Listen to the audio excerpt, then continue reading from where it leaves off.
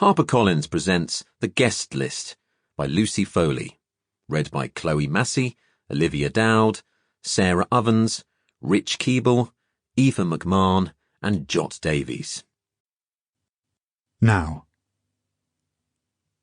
The wedding night. The lights go out. In an instant, everything is in darkness. The band stop their playing. Inside the marquee, the wedding guests squeal and clutch at one another. The light from the candles on the tables only adds to the confusion, sends shadows racing up the canvas walls. It's impossible to see where anyone is or hear what anyone is saying. Above the guests' voices, the wind rises in a frenzy. Outside, a storm is raging. It shrieks around them. It batters the marquee. At each assault, the whole structure seems to flex and shudder with a loud groaning of metal. The guests cower in alarm. The doors have come free from their ties and flap at the entrance. The flames of the paraffin torches that illuminate the doorway snicker. It feels personal, this storm. It feels as though it has saved all its fury for them. This isn't the first time the electrics have shorted. But last time the lights snapped back on again within minutes.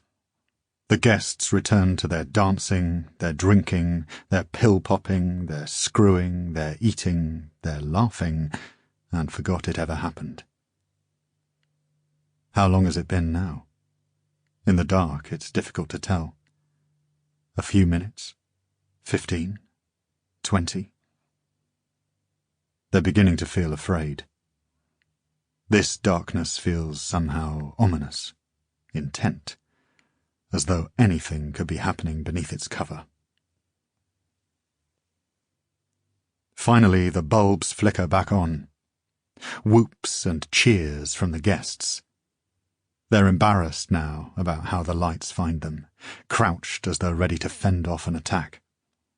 They laugh it off. They almost managed to convince themselves that they weren't frightened. The scene illuminated in the marquee's 3 adjoining tents should be one of celebration, but it looks more like one of devastation. In the main dining section, clots of wine spatter the laminate floor. A crimson stain spreads across white linen. Bottles of champagne cluster on every surface, testament to an evening of toasts and celebrations. A forlorn pair of silver sandals peeks from beneath a tablecloth. The Irish band begin to play again in the dance tent, a rousing ditty to restore the spirit of celebration. Many of the guests hurry in that direction, eager for some light relief. If you were to look closely at where they step, you might see the marks where one barefoot guest has trodden in broken glass and left bloody footprints across the laminate, drying to a rusty stain. No one notices.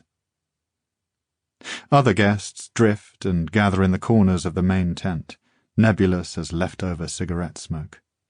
Loath to stay, but also loath to step outside the sanctuary of the marquee while the storm still rages. And no one can leave the island. Not yet. The boats can't come until the wind dies down. In the centre of everything stands the huge cake. It has appeared whole and perfect before them for most of the day, its train of sugar foliage glittering beneath the lights. But only minutes before the lights went out, the guests gathered around to watch its ceremonial disemboweling. Now the deep red sponge gapes from within. Then from outside comes a new sound. You might almost mistake it for the wind, but it rises in pitch and volume until it is unmistakable. The guests freeze. They stare at one another. They are suddenly afraid again, more so than they were when the lights went out. They all know what they are hearing. It is a scream of terror.